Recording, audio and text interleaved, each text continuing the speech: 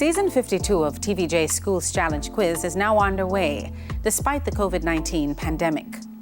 Following our coronavirus protocols from the end of last season, the teams have used several innovative ways to prepare for 2021.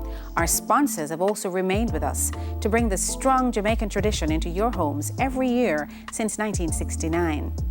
Today, we share highlights from the 14 matches in Round 1 and set the stage for Round 2 action, which begins tomorrow evening. The surprise team of the first round was Magotty High from St. Elizabeth, as the 47th seeded school defeated the 18th ranked Cornwall College from Montego Bay.